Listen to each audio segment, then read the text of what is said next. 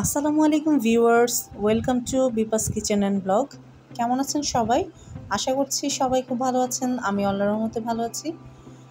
তো আজকে আরেকটি নতুন রেসিপি নিয়ে আপনাদের মাঝে চলে আসলাম।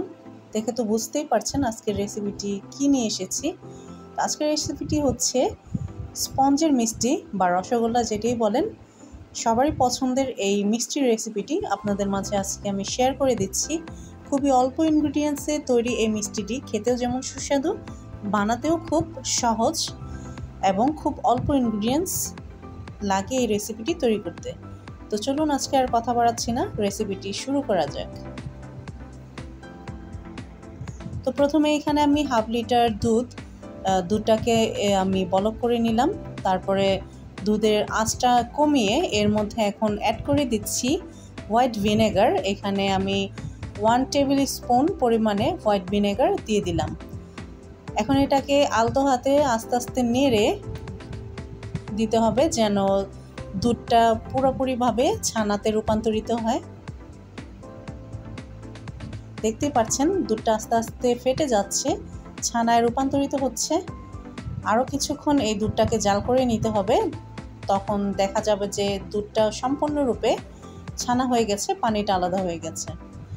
তো এই তো আমার ছানাটা তৈরি এখন পারফেক্টভাবে। এই দেখুন খুবই একটা ফ্লাফি টাইপের ছানাটা হয়েছে। এখনই নামিয়ে নিব। একটা চালনির সাহায্যে ভালোভাবে এটাকে একদম পানিটা নিংড়ে নিতে হবে। কাপড় বা আপনারা চালনির সাহায্যে এই কাজটা করতে পারবেন, তবে কাপড়ে করলে জিনিসটা খুব ভালো হয়, পানি থাকে না। তো এখন একটা প্লেটে বা খালি জায়গায় এই ছানাটাকে নিয়ে হাতের সাহায্যে খুব ভালোভাবে এটাকে মথে নিতে হবে। একদম হাতের যে তলানিটা আছে এটা দিয়ে প্রেস করে করে ভালোভাবে একটা সফট ডোতে পরিণত করতে হবে।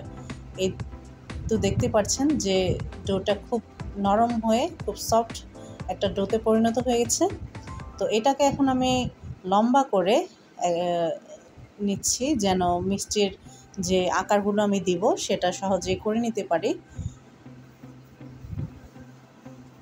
এখন এখান থেকে ছোট ছোট করে নিয়ে আপনারা যেই শেপে বানাবেন, ছোট বড় আপনারা যে শেপেই বানাবেন সেই একটা হাতে নিয়ে গোল করে শেপটা দিয়ে দিবেন যেন মিষ্টিগুলো ফাটল না ধরে, সেই দিকে খেয়াল রাখবেন। আর এখানে মিষ্টির জন্য শিরা তৈরি করে নিতে হবে। শিরার জন্য এখানে আমি নিয়েছি 3 কাপ পানি আর দিয়ে দিচ্ছি 1 কাপ পরিমাণে চিনি। এখন দিয়ে দিচ্ছি একটা ছোট এলাচ, একটু মাঝখান থেকে চিড়ে দিয়েছি। এখন পানিটা আর চিনিটা যখন ভালোভাবে বলক চলে আসবে, চিনিটা গলে যাবে, একটা সুন্দর বলক চলে আসবে, এই পর্যায়ে এখন দিয়ে দিতে হবে সে বানিয়ে রাখা মিষ্টিগুলো।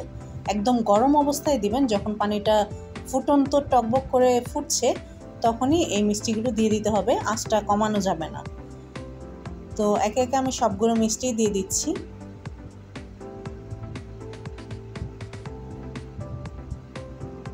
মিষ্টিটা যখন পানির উপরে এরকম ভেসে উঠবে, এই পর্যায়ে আমি এখানে ঢাকনা লাগিয়ে দিচ্ছি। প্রায় 15 থেকে 20 মিনিটের জন্য ঢাকনা দিয়েই আমি মিষ্টিগুলোকে রান্না করে নিব। তো দেখতেই পাচ্ছেন মিষ্টিগুলো কিন্তু ফুলে দ্বিগুণ হয়ে গেছে। ঢাকনাটা কিন্তু খোলা যাবে না। তো এই পর্যায়ে আঁচটা কমিয়ে দিয়েছি। আমার মিষ্টিগুলো কিন্তু অলমোস্ট হয়ে গেছে। এখন ঠান্ডা হওয়া পর্যন্ত অপেক্ষা করে নিচ্ছি। তো এই তো দেখতে পাচ্ছেন মিষ্টিগুলো কিন্তু তৈরি হয়ে গেছে। এখন পরিবেশন করে আপনাদের মাঝে দেখাচ্ছি। দেখুন কত সুন্দর হয়েছে মিষ্টিগুলো, আর খুবই সফট হয়েছে। এই মিষ্টিগুলো দোকানের মিষ্টির চাইতে কোনো অংশে কম হয়নি। আমার কাছে তো মনে হয়েছে দোকানের চাইতেও সবচেয়ে বেশি মজা হয়েছিল মিষ্টিটা। আর দোকানের মিষ্টিগুলো তো আসলে অস্বাস্থ্যকর পরিবেশে তৈরি করে, তাই আমরা চেষ্টা করব বাড়িতেই যেন আমরা মিষ্টিটা তৈরি করে খেতে পারি। তো সেই জন্যই আজকের এই রেসিপিটি আপনাদের সাথে শেয়ার করে দিলাম যেন আপনারা বাসায় ট্রাই করতে পারেন। তো আজকের আমার রেসিপিটি যদি আপনাদের কাছে ভালো লাগে, আমার চ্যানেলটিকে অবশ্যই একটি লাইক, শেয়ার এবং সাবস্ক্রাইব করে পাশে থাকা বেল আইকনটি প্রেস করে দিবেন এবং আমাকে কমেন্টে জানাবেন মিষ্টিটা বানিয়ে যে আপনাদের মিষ্টিটা কেমন হয়েছিল। তো আজকের মতো এখানেই বিদায় নিচ্ছি। সবাই ভালো থাকবেন, সুস্থ থাকবেন, বিপাস কিচেন অ্যান্ড ব্লগের সাথে থাকবেন। আজকের মতো এখানেই বিদায় নিচ্ছি। আল্লাহ হাফেজ।